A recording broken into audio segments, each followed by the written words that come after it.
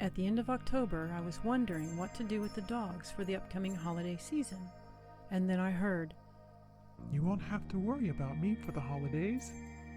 It appeared to come from my 13-year-old dog, Nikki, who was sitting next to me on the couch. I turned to look at her in total disbelief. "What do you mean?" I asked. First off, I was not expecting my dog to talk to me like that. Second, she was in perfect health. Why would she say that? But she did not give me an answer. A couple weeks later, we celebrated Gigi's first birthday. We had a cute little ceremony, posed for Facebook photos, and as the girls devoured their snacks, I heard, "Oh good. I'm so glad she's made it. Now it's time for me to go. My job is done." It took my breath away. What? Why was I hearing that? It was in Nikki's voice again. She was completely healthy and happy. A sense of dread began to creep in. The next morning, I got out of bed as usual, expecting to hear the familiar click-click as Nikki jumped down behind me. Instead, I heard a sprawling thud. I turned to find Nikki, spread eagle on the floor next to the bed. I leaped to her side, helped her up, and checked her out. She seemed to be okay, but she really wasn't. Over the next couple of days, she gradually lost all strength and ability to stand. It was so sad. I heard that voice in my head again. "This is it. She will not last long." I knew what this meant, and a sense of dread fell upon me again. The shift was coming. A chapter was closing. I could feel it.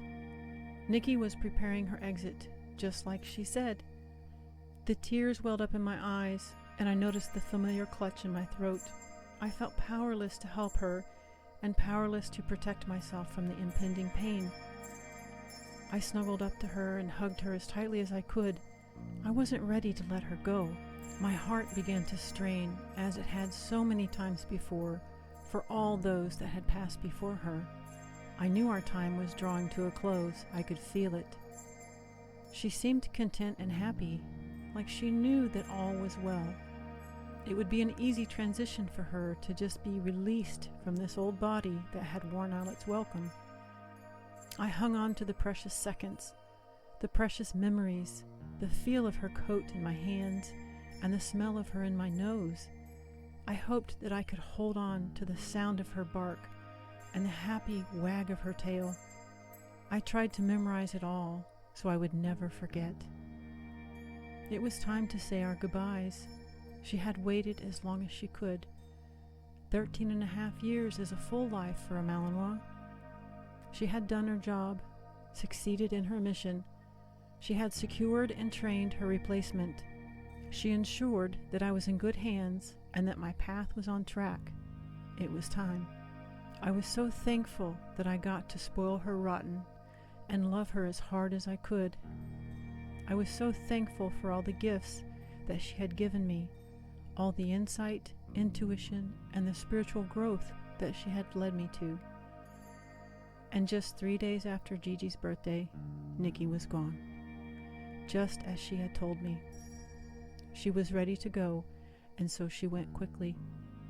We were all very sad, but we were also very thankful.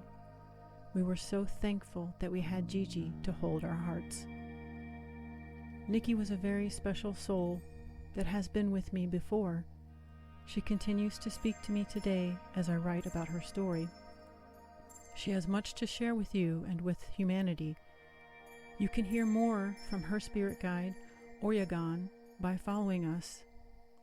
I will reveal the entire story of the core 4 spirit guides in my new book, Canine Spirit Guides, which will be released at the end of this year, 2022.